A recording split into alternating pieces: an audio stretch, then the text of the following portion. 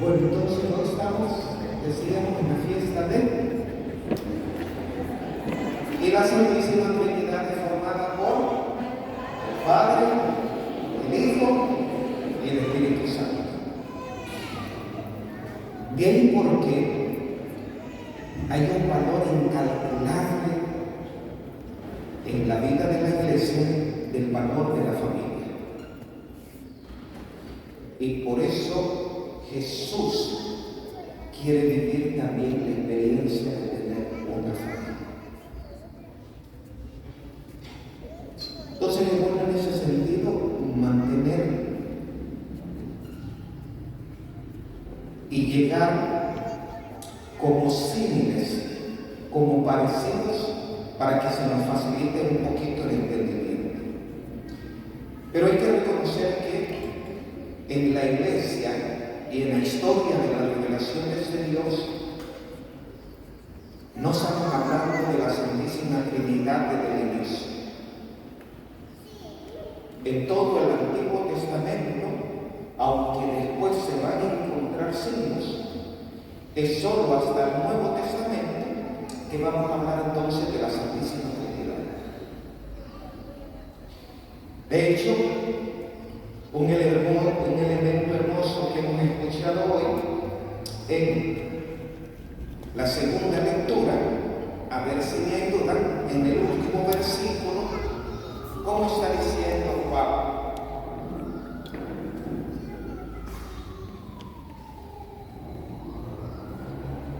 La gracia pueden copiar. La gracia de nuestro Señor Jesucristo, el amor del Padre y la comunión del Espíritu Santo esté siempre con ustedes. ¿Y qué dice el pueblo? ¿Dónde decimos eso?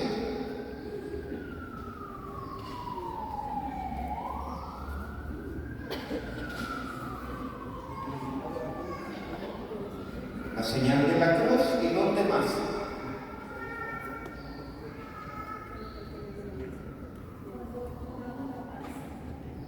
El credo.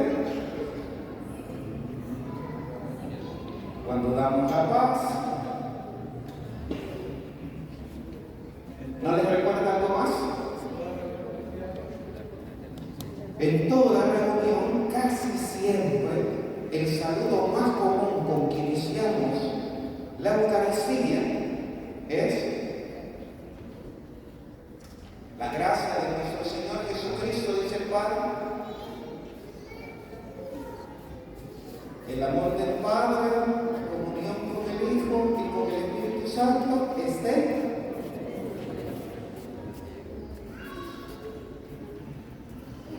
Entonces mire que a esa altura ya con Pablo entonces se viene a caer entonces en esta revelación del Señor y hacer esta fórmula trinitaria que entonces no falte en nuestras Eucaristías. El hacer referencia a esta relación. Ahora, un elemento que nos ayuda, en cierto modo, es entonces nuestra experiencia familiar. En esta experiencia familiar,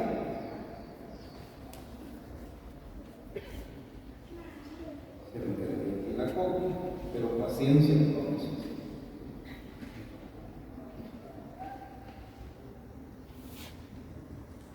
En esta experiencia familiar va a tener lugar también la experiencia de Dios.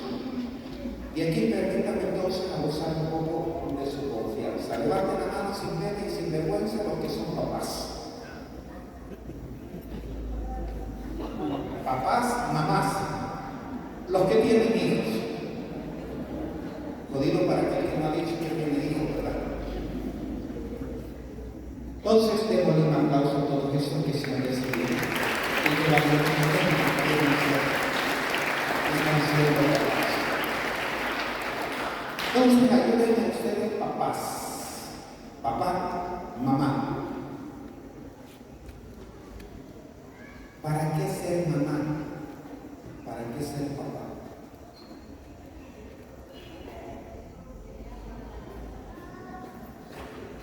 Para darle gracias a Dios,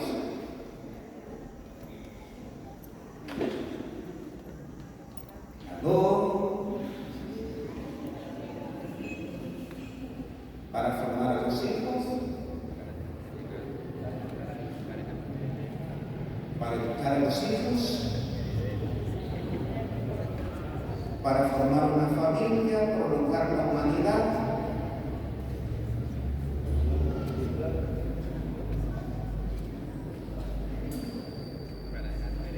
dar hijos para su reino. Salió un poco jodida ahora la pregunta, ¿verdad?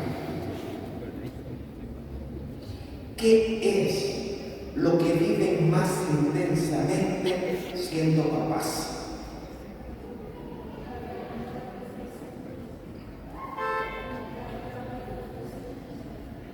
El sentimiento del amor. Si uno cruza el amor, atraviesa todo lo que hace un papá. ¿O no? Y gracias a ese amor es capaz de hacer muchas cosas.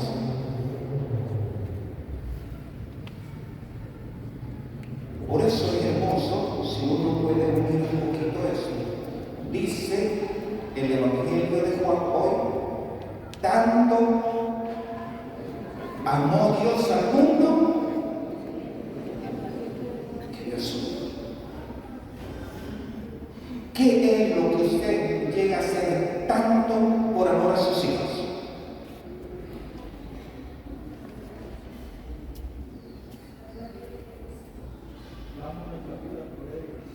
Dar la vida por ellos. Amar intensamente. Entonces, es interesante entonces que dice Juan, tanto amó Dios al mundo que le entregó a su Hijo único.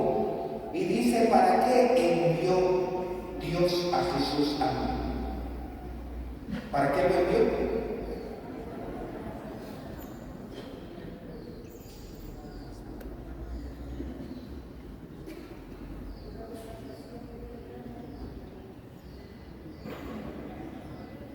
Vamos a hacerlo entonces de otro modo. Nos aclara entonces Juan, ¿para qué no lo envió? Dios no envió a Jesús al mundo para condenarlo, sino, si usted toma un medicamento, no es para que le enferme más. Si toma el medicamento, ¿es para qué? Para curarse, para salvarse. Esto tiene una enorme trascendencia, hermanas y hermanos. Y sé que mis palabras se quedarán siempre cortas. Pero le pido al Señor que usted pueda buscar otro momento este día para en el silencio sentir el alcance de eso. Trasladado de otro modo, usted no es papá para cachentear a los hijos. No se es papá para que los hijos tengan miedo. Se es papá para experimentar el amor. Ahora hay que reconocer que nuestra experiencia humana no siempre está cargada de amor de papá y de mamá. Por nuestras fragilidades, debilidades como hijo y debilidades de los papás. Pero el primer elemento entonces que nos sirve de referente es el ser de Dios. Y Juan está aclarando en el llamado versículo de oro de toda la Biblia. Aquí entonces llega a concentrarse eso. Dios envió a su Hijo para salvar, no para condenar. Y aquí hay que ser un poco justos. Tristemente cómo caminar, incluso después de 2000 años, todavía no lo hemos entendido del todo. Porque a veces el conocimiento religioso lo ocupamos ¿para qué? Para condenar. El conocimiento de Dios y la gracia de Dios lo ocupamos a veces para poner barreras. ¿Quién puede pasar y quién no? ¿Quién puede entrar y quién no? ¿Quién puede comulgar y quién no? ¿Quién puede servir y quién no? Y dice Juan, Dios no envió a su Hijo para condenar,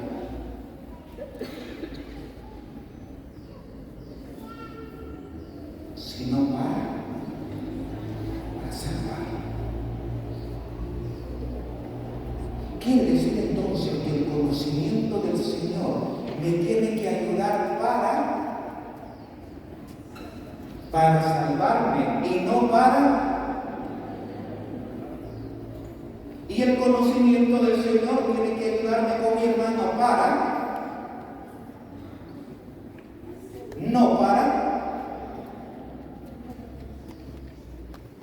Y aquí es justo que hagamos entonces un examen de conciencia. Conocer a Jesús es sirve para salvarme o para condenarme.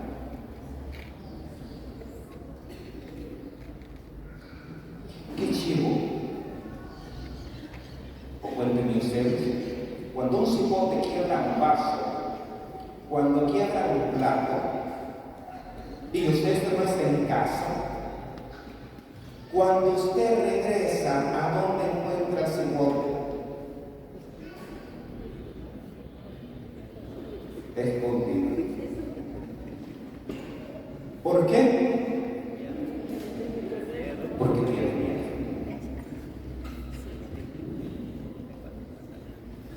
Entonces, mire qué interesante, habría que ir entonces de dónde está partiendo en el Nuevo Testamento para llegar a presentar esta figura y qué hay de la experiencia del Padre desde el inicio. En el libro que hemos leído ahora, de la primera lectura, ¿de dónde lo estamos tomando? Del Éxodo, que es el segundo libro. Entonces estamos yéndonos, como decimos, al inicio de la historia. Ahora, me traje la Biblia para ubicarles, porque no aparecen esos versículos en la lectura proclamada. En la proclamada vamos a partir del versículo 4, pero podemos terminar de ubicarnos en el contexto, en qué contexto se está dando esta lectura que hemos escuchado.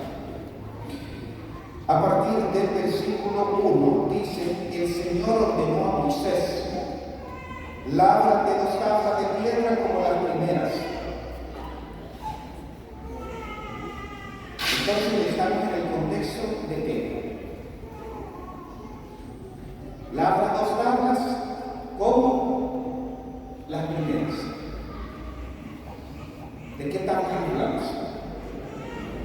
De los 10 mandamientos. ¿Y qué pasó con las primeras tablas? Las quebró. ¿Y por qué las quebró? Por un pueblo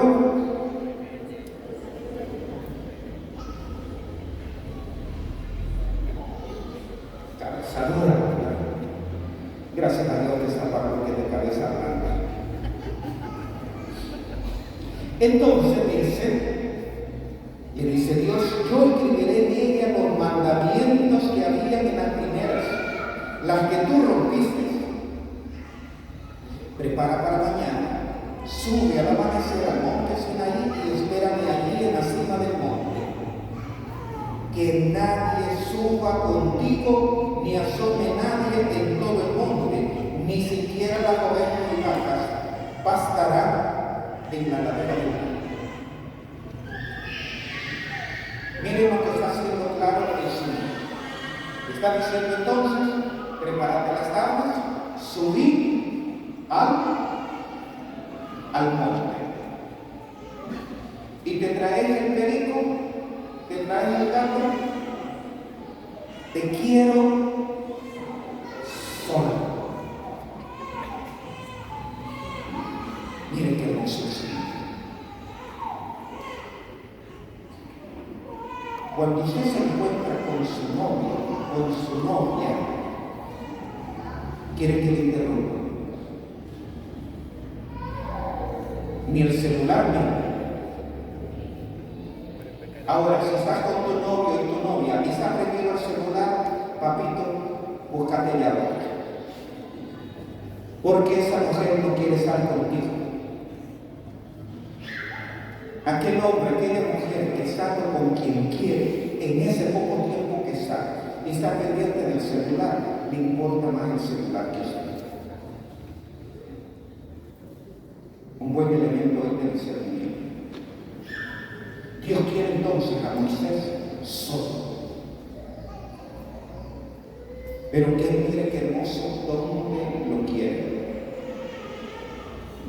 Lo ha llamado. ¿A dónde? Al mar.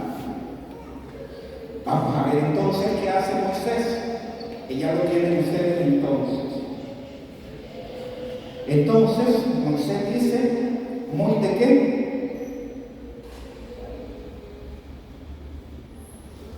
Ahora sigan ustedes en la copia que tienen y aparece entonces este detalle. Moisés lavó las dos tablas de piedra como las primeras. Madrugó y subió al amanecer al monte Sinaí según las órdenes del Señor, llevando en la mano dos tablas de piedra. ¿Qué hizo Moisés? Madrugó muy de mañana. Es que cuando usted estaba enamorado de la pancracia, no hallaba las horas de salir de casa a buscarla. Aquello que interesa, uno madruga. Y luego, porque aquí también hay un elemento de naturaleza hermoso. Si usted se levanta muy de madrugada y se sube a un monte, ¿cuál es el espectáculo del que usted logra ver?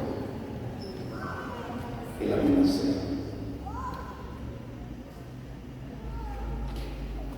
El amanecer, si nunca se ha subido a un monte, por lo menos entonces aquí al Cerro San Jacinto lo aconsejo. Y si no, al volcán de San Salvador. Es una experiencia de encuentro con la naturaleza que no tiene nombre. Hay que experimentar para saber de qué se habla. Entonces Moisés dice que va. El Señor entonces dice, bajó en la nube y se quedó con él allí. Y Moisés conoció el nombre del Señor. Moisés subió al monte. ¿Dios qué hace?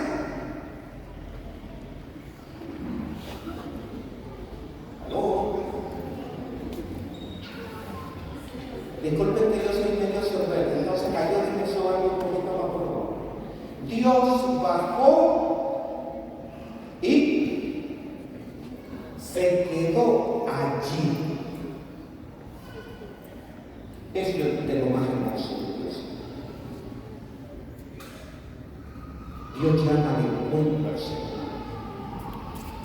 ¿Y dónde se encuentra? Dios baja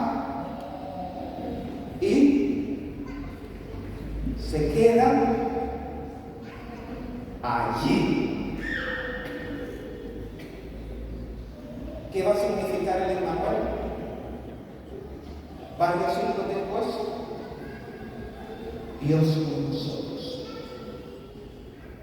Yo no sé si a usted alguna vez le han dado ganas, y hay algunas espiritualidades que lo promueven, de que uno sueñe con que le salen alitas. No sé si alguno ya tendrá algunas plumitas por ahí, a menos que sea la de la gallina, ¿verdad? Que anduvo por aquí. Pero hay ciertas espiritualidades que soñamos, queremos tener alas para subir. Pero en la revelación de Dios encontramos que Dios llama al ser humano y Él baja y se queda allí. Dios baja y se quiere quedar allí contigo.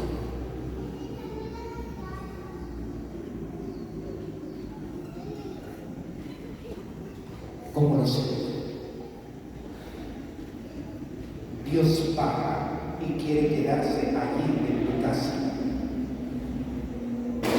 Dios baja y se quiere quedar allí en tu corazón. Porque Dios quiere caminar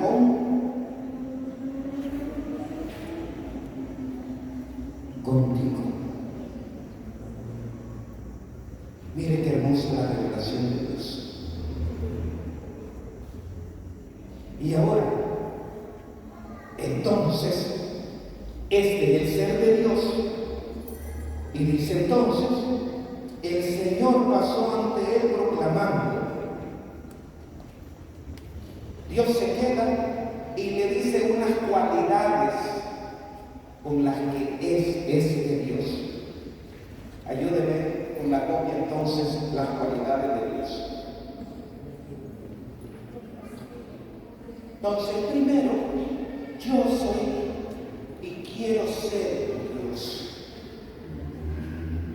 No solo lo soy, sino que yo quiero ser Dios. La pregunta ahora es, por el otro lado del ser humano, queremos, yo quiero que Dios sea mi Dios. Porque el deseo de Dios es enorme. Como aquella madre que quiere ser madre, pero su hijo quiere sentirse orgulloso de ser hijo.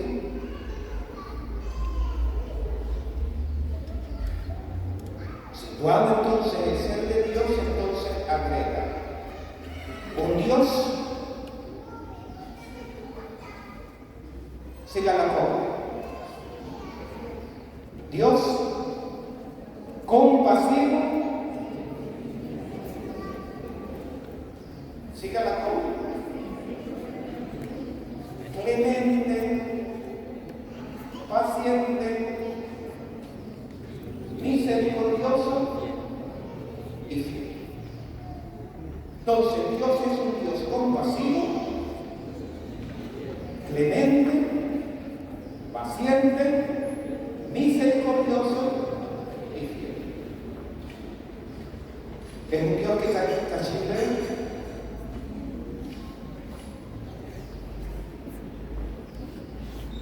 Pero que a veces le decimos a los pequeños si se portan mal, Dios, ¿qué va a hacer contigo? Y en realidad, ¿quién es que le va a castigar?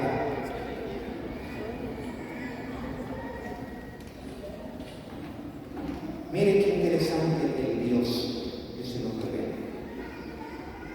Dios quiere ser primero compasión, clemencia, paciencia, misericordia y fidelidad.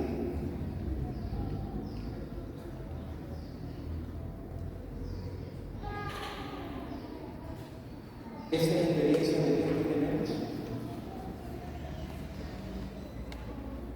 Adoro,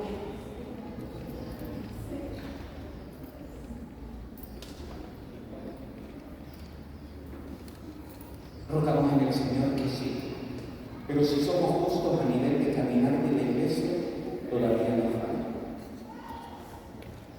No siempre nuestra fe, nuestro seguimiento del Señor nos proporciona ser compasivos y clementes, pacientes, misericordiosos y fieles.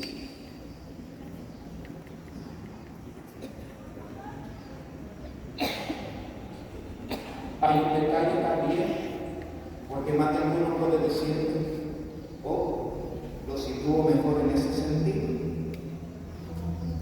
Usted como padre es primero compasivo, clemente, paciente, misericordioso y fiel con los hijos.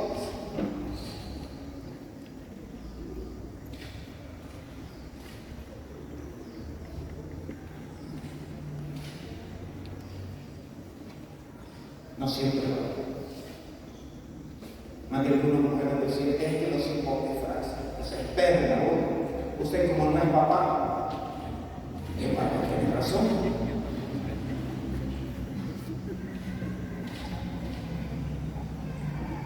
Hay un versículo que no está en la proclamación,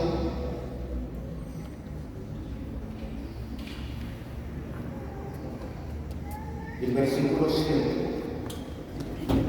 que conserva, dice el versículo 7, que conserva la misericordia hasta la milésima generación, que perdona culpas y delitos y pecados, aunque no deja ninguna y castiga la culpa de los padres en los hijos, nietos y bisnietos.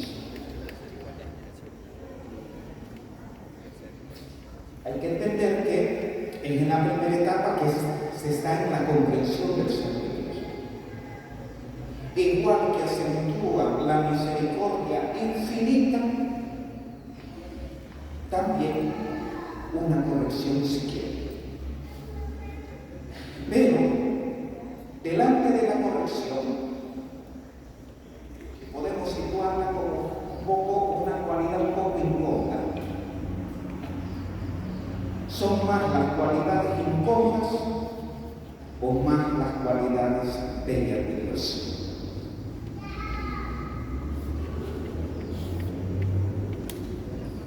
¿Cuántas tenemos de la belleza? Dios es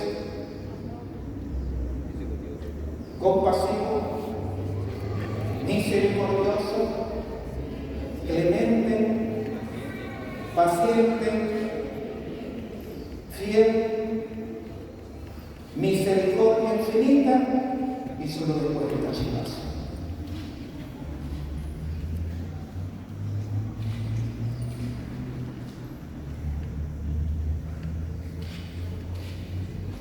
Si tuviéramos una experiencia familiar de más comprensión, de más paciencia, de más misericordia, de más lealtad, solo después viene la corrección. Dios lo que quiere garantizar es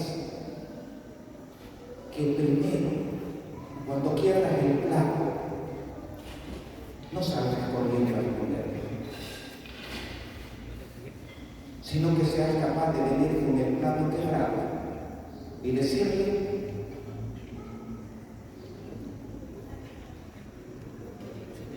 lo que veo.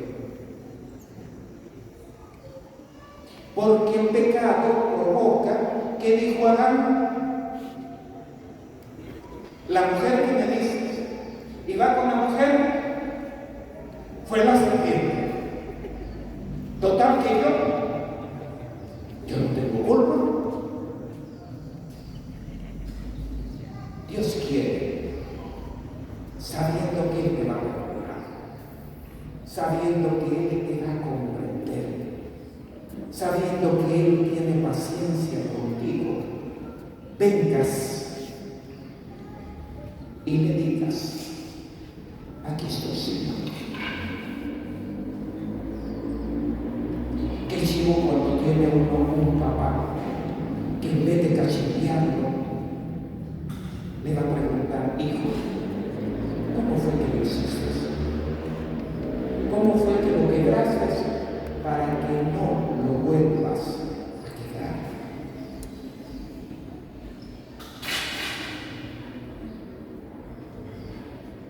El detalle es que a veces primero nos viene el cachimbazo y después nos pregunta.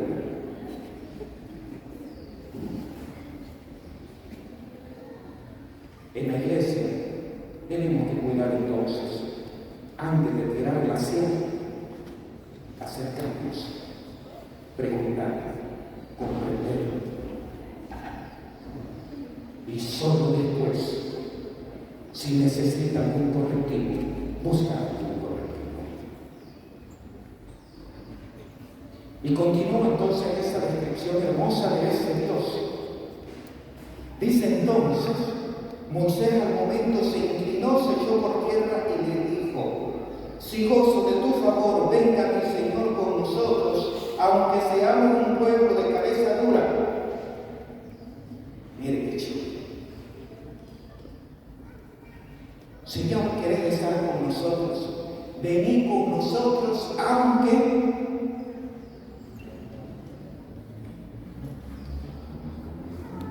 Dios sabe que somos medio brutos, unos más que otros. Hay una conciencia de Moisés, quién es él y quién es el pueblo. Y hay una conciencia del ser de Dios.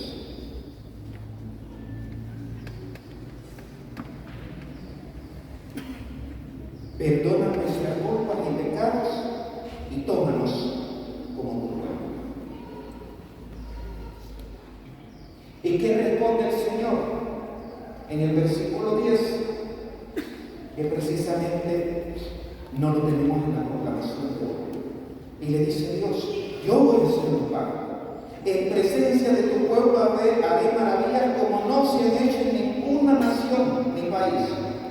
Así todo el pueblo que te rodea verá la obra impresionante de que el Señor va a realizar contigo. Cumple lo que yo te mando hoy y te quitaré delante a amorreos, cananeos, hititas, fereceos, heveos, jebuseos.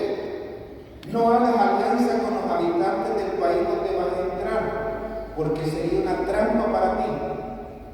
Derribarás sus altares, destrozarás sus piedras como decorativas, talarás sus árboles sagrados. Es decir, después va a haber una progresiva revelación de entender que todo el género humano quiere rescatar al Señor. Pero hay que entenderlo como de esa dinámica.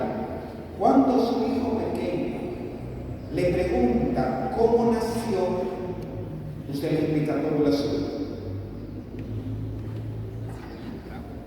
No, porque su grado de conocimiento no es suficiente para decirle tal cual la suya. Tiene que crecer un poquito en edad, en conocimiento, para llegar a conocer a Dios. ¿Le habló mentira a usted? No. Le habla la verdad, pero la verdad entendida en su tiempo, en su momento. Aquí hay que entender que se da una progresiva revelación de Dios. Dios no se contradice, se va adaptando a cómo el ser humano en ese momento puede entender su comunicación. Como el hecho que nos está sucediendo aquí con Oscar. ¿Cómo le decimos a ellos que los queremos? A ver.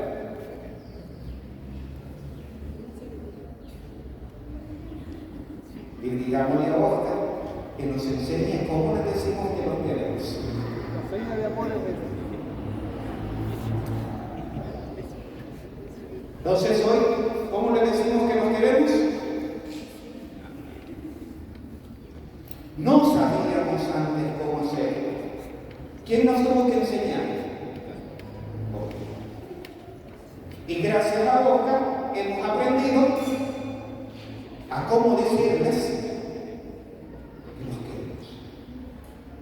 Dios envió a su Hijo no para, sino es a través de Él que aprendemos la más bella comunicación con Dios. Por eso entonces lo dejo un momento con el Señor. En esta revelación de ser de Dios, muy claro entonces la comprensión del Hijo. Y un Hijo que viene para que experimentemos amarnos. como en su relación de padre y madre, la función principal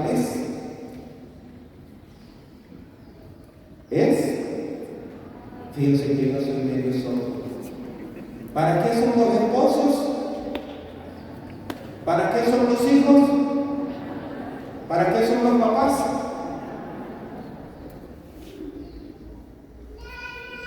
Cuando saca, mete el gol a Selecta, así gritan en el estadio.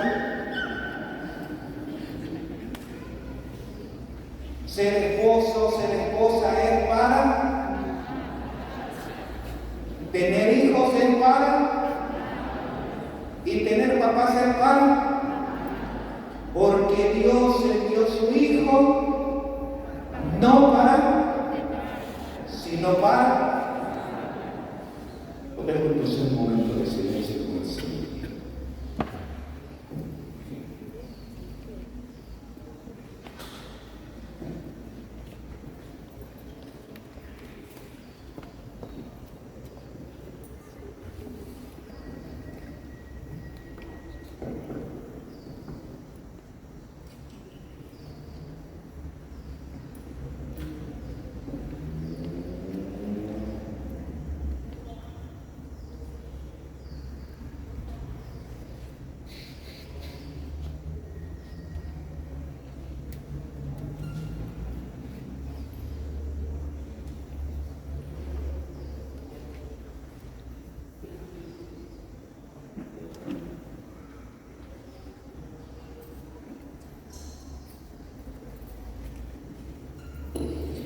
Agradecidos con este Dios que quiere caminar, quiere